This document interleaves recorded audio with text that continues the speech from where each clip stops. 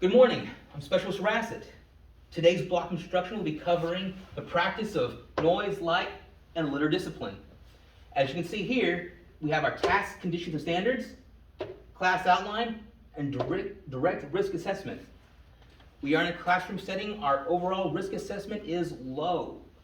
Please keep an eye out for wires plugged in to the outlets. Do not trip over them. Try to slide them to the side if they're too loose out in front of you. If there's any chairs next to you that are not being used and are not completely tucked underneath the table, please tuck them underneath the table now. When you're arranging yourselves, please give yourselves some space because you will be using your gear in this class. So I want you to have some space so you don't trip over yourself, your gear, or anyone else or their gear. If you have any drinks, water sources, spit cups, please close them up now, put them away, or throw them away. I don't want you accidentally spilling anything on the floor, causing a slippery spot, or accidentally spilling onto some exposed wire, causing a fire. And in case of a fire, we'll go out these doors, out to the front parking lot, around the flagpole, gather around the flagpole, where we will gather accountability everyone. For your gear in this class, you will need your rucksack or assault pack. You will need your Kevlar and your plate carrier set to your unit SOPs. Make sure you have your IFACT on it. You will need a light source and a poncho or some sort of towel or anything large enough you could use as a covering. And you also, which you should have on you already, your dog tags. Our first point of discipline will be noise. Marco Polo, remember the game you were playing as a kid? Kid who's it yells Marco. Everyone else playing yells Polo. He is trying to find them based off noise. Keep that in mind. Right now you're in a game of Marco Polo with the enemy, but you should not be yelling Polo if he yells Marco. You should be doing everything in your power not to say anything, not to be loud, to keep as quiet as possible. To start off with noise discipline, we'll start with on the individual person. You're out in a tactical situation. You do not leave loose personal crap on you. You do not need your phone on you. You don't need to have something suddenly ringing out in the middle of the night like a fart in an elevator no one wants to claim, and having the enemy hear you based off that. You should not have your keys with you. You don't need this little rattle with you everywhere you go, especially in a technical situation. You don't have any car to start, no locks to unlock. If you have to just take all of your sensitive items, your personal gear, your personal items, lock it in a lockbox, back in the rear, have that one key put in a pocket that you never open up, and forget about it. If you have to have a key, there should only be one to that lock. Your gear. On your rucksack, you want it packed as tightly as possible. You don't want any loose open spaces where something can rattle in. If you have anything metal, like silverware for some reason, in your gear, or knife, or anything else metal, make sure you wrap it up in a t-shirt, a towel, blouse, pants, sleeping bag, something to help deaden it. You want it all packing tight and wrapped up. You also want to police your straps as well. You don't want them just hanging off loosey-goosey around where they can get caught in something like a tree limb or a fence wire and then pull something where it causes some sort of rattling or rustling of trees.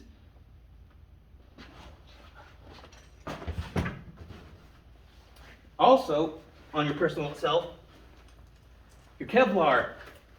Make sure your rhino mount is not loosey-goosey, not where it rattles around like that. Especially think about it when you have your night vision on. That will even rattle you more. Do whatever you can to tighten the ever-living daylights out of it so it will stay silent. Same thing goes for your IOTV, your plate carrier. I know some of you have a little bandolier thing that can, instead of using like a mag pouch that goes straight onto your plate carrier, it's kind of like a little harness that can easily plug in and out. Unless you're a gunner in a vehicle not moving anywhere, don't use it, because that thing will like just hop all around and jingle. Like, you want everything close and tight to you as possible. Close and tight. Don't hang anything loose on your IOTV. Don't have anything straps or any like a bunch of unnecessary stuff sticking out where it can get caught on a tree, get caught on some wires, and cause some sort of rustling or jingling noise when you're moving out in the field. Your weapon. Remember, if you need to put it down for a second. I mean, don't just drop it, plant it down. Don't try to use it as a little staff to lean on and lean it against a tree. If you have to sit it down, be quiet about it. Lean slightly if you have to, or hand off to a battle buddy if you have to put it to the side for a second to tie your shoelace or get something out of your salt pack, but be gentle with it. Don't just chuck it around making a loud metal noise against anything it hits. Also, the sling on your weapon, those little metal parts, those little metal buckles, or plastic buckles, whatever the case may be, tape around them so as not to allow any clinking or clanking against your weapon as well. Also, don't use tape or tape up anything in your weapon that would hinder the use of your weapon. All right, for instance, we all know that sometimes the mag can slightly hit, kind of wiggle just a little bit, making a little noise against the, against the weapon itself. Don't be stupid and try to duct tape the mag to the weapon to help try to keep it from wiggling around too much. All right, you don't want to be fighting to reload your weapon because you were retarded and you duct taped your mag to your weapon. I know it sounds stupid, but you would be surprised at what some people do out there. Also, not to forget your dog tags. These will jingle like no one's business. You have to have them with you. So in order to deal with these, if you have to, tape up these suckers. Or if you can, get these little things called dog tag silencers. They're like little rubber rings that will fit around the side of your dog tags, and they silence them like no one's business. I usually have them myself, but my old ones finally gave out on me, and I just haven't had a chance to go grab a new set yet. Radio discipline. Have your radio as low as possible so you can still hear it. Use headsets. And when you speak into it, speak as softly and clearly as possible. Don't try to be any louder than you have to be. And also, don't treat the radio as a chance to give your life story or an episode of a Days of Our Lives soap opera thing. All right? Be clear to the point and get off the radio. And also, just in general, on a personal level, cut down the chit-chat. If you have to communicate with some people, either whisper or hand signal, write if you have to. Do whatever you can to limit audible communication with others as much as possible. Vehicle and large equipment. Okay, you think, I'm using a loud piece of machine. What does it matter? I have to turn on my Humvee. The enemy in this area could probably hear me. You're right. They could probably hear you. But at the very least, what you can do is help keep them from using it to their advantage in that, for instance, turning all your vehicles on at the exact same time to make it harder for the enemy to count your vehicles. Think of it this way. Truck 1 starts, 30 seconds later truck 2 starts, another 30 seconds later truck 3 starts. The enemy can hear it. The enemy can hear the different vehicles starting up and be able to use that to count how many vehicles, to help count what you have. That's a general rule with anything and large equipment. If you had to turn multiple pieces of equipment on, or do anything, like even a backpack when you're, or a rucksack or a salt pack when you're unzipping something, clicking something, try to do it all at the exact same time. Don't let things that have to be done that can cause noise to be spread out and be counted. And once you're done using your vehicle or equipment, turn it off. Do not make noise more than you have to. That's a big thing. Sometimes you will, moving, shooting, communicating, make noise, but if you have to make noise, keep it to a minimum and end it as soon as possible. Next, light discipline. Think of a game of peekaboo, all right? Turn on a light in the middle of the dark, enemy sees you, and you don't want to play that game with them. This is more of a nighttime situation, but you could still apply light discipline to the day in that while you may not be talking about a light source in particular, like a flashlight, you could be concerned with some sort of reflective surface, like the window of a vehicle, a Humvee, or a piece of large equipment, or metal that's shiny enough that could, in a certain way, can be seen by reflection depending on where the sun is. That's another thing. When if you have if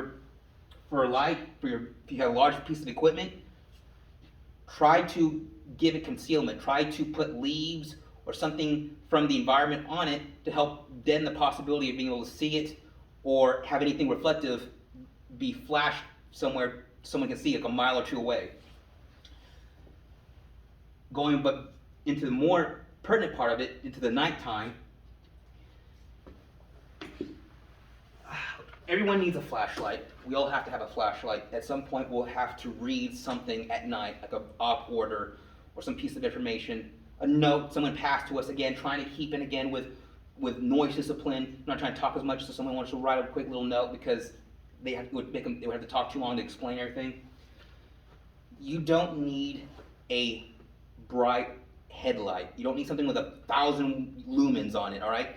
Got this sucker back in basic. You may not have recognized it. You know, it's kind of a low tech, but it gets the job done.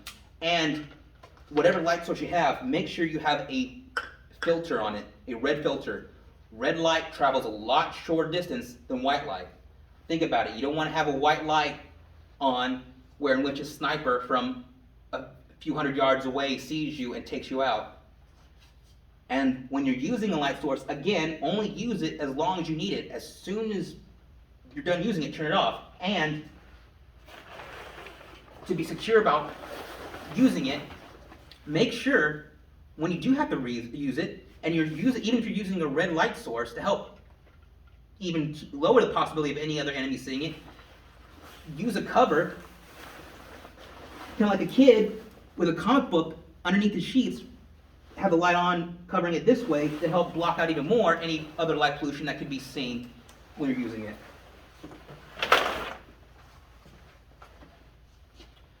That kind of covers the how and when to use it part.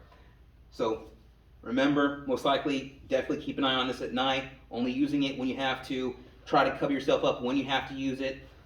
But honestly, I don't care how dark it is. I don't care if you're going through a bunch of wooded area. You just gotta suck it up, all right? I don't care if your night vision isn't working right. Just adapt your eyes. You have to. You do not want the enemy picking you out like a little line of little follow the bouncing balls in the middle of the dark. Also, big thing: smoking, fires. I know it's gonna suck. I love nicotine too, but no smoking. Because even that little butt, like that little red butt, going shines out. We've all probably heard some old war story, World War II, some old sniper, just taking out, people by the side of a cherry butt of a cigarette. It's real. It's real. It's not necessarily a huge exaggeration. The distance might be exaggerated, but the actual use of it is not. And fires as well. It might kind of get into the litter area, but we'll go over here too as well. You don't want some bright light or even a red dim light just going on all night long. That also, not only do you have the sight part of it, then you can also have the smoke smell of it as well. I mean, we've all had that smell that, you're walking in the middle of your neighborhood and you suddenly smell someone's grill going off. Similar principle with a fire. As far as smoking, I know it sucks, but learn to go without on mission or learn to dip. Last point, litter. Do not leave a trail of breadcrumbs. With your gear, make sure you actually keep positive control. Don't just forget a towel somewhere. Don't forget your light source somewhere. Don't forget your Kevlar somewhere. All right? You don't want to leave any clues to the enemy of who you are, how many of you are, or a trail of loose crap to which you can follow your path of travel. Same thing goes for trash, and it's even more so with trash. It's more easier to leave an MRE wrapper on the ground than it is to leave your Kevlar around. But with your trash, make sure you keep, when you're bunked down somewhere, on a tactical pause or creating a forward operating position, make sure you have like a collection point for all your trash, so that when you do leave, you can grab all of it at once, chuck it into a Humvee, and keep on trekking on. Also, as a safety precaution, before you leave, do a police call. All right? Try to pick up any last-minute trash that can be found somewhere. Leave nature as you found it, which kind of touches again on fire. Obviously, a burnt fire pit or a trench dug, or any other skirting around of nature that could leave a sign that says, "Hey, someone was here." All right. When you're done, not only should you pick up your trash and police your gear, also do your best to try to brush off as much of the area that you walked on as possible. Try to use a limb and leaves and try to brush any prints. Try to, if any little areas got worn over time, you have a kind of a dirt spot because if someone is asleep there or parked there, try to throw other loose limbs and leaves over it. Do your best to camouflage your presence having been there. Do your best to leave that spot as you originally came to it. All right. Right now, I will give you 20 minutes to set up your rucksack as we had gone over and discussed in this class to help deal with noise prevention. You will then go over with me what we talked about with your light source. I'll check to see if your light source is correct or not, or if it doesn't have a light filter, if it's a bright lumen light, we will inform you and you will correct the issue later. But at least you will repeat to me what the conditions are with the light source so that I know that you're tracking and that you're trained on the issue. And then also, with each one of you, I'll go over litter, again, the principles of it, and you remind me, why is it important, what do we need to do, because obviously we're in a classroom setting and I can't really observe you out in the field in a training scenario. All right. And in case if anyone fails, we will retrain, practice, go over it, and then retest. All right. Your 20 minutes start now.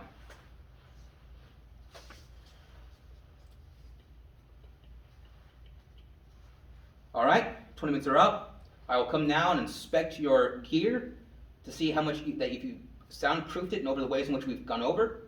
And I will also then ask you again about light discipline, how you use your light to make sure it's the correct light, and also go over the principles of litter discipline as well. All right, you're a go. All right, thank you. You're a go. All right. Principles of litter and light discipline as well. All right, good. Go, and go. All right, everyone. Thank heaven above, you are all a go. Your training proficiency is at T. I will now report up to the chain of command your level of proficiency that you are trained in the practice of noise, light, and litter discipline. Please, right now, take the next 5 minutes to account for all your gear, your equipment, your sensitive items, and police up your areas. And then we will go into an AAR afterwards.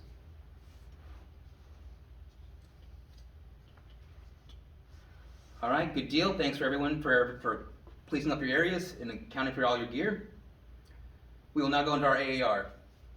The intent of this block of instruction was to go over the practice of noise, light, and litter discipline, to train you on the subject and to get you to a trained proficiency of at least T, to see that you're a go, which we did. You did. You went over noise, light, and litter discipline. You passed. You all are now trained at a T proficiency. For a risk assessment review, again, we are in a classroom setting, and thank God no one tripped, hit each other, spilled anything. No fires got started. That's a plus. Good deal. Now, as I'll be opening the floor to any sustains.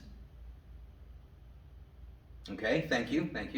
All right, any improves? Thank you. All right. Are there any final questions over the topic of noise, light, litter discipline at all? Okay, all right, good deal. Thank you. All right. Now, that concludes our briefing for today. Please go ahead and take your time to clean up your areas for any other trash or last minute things.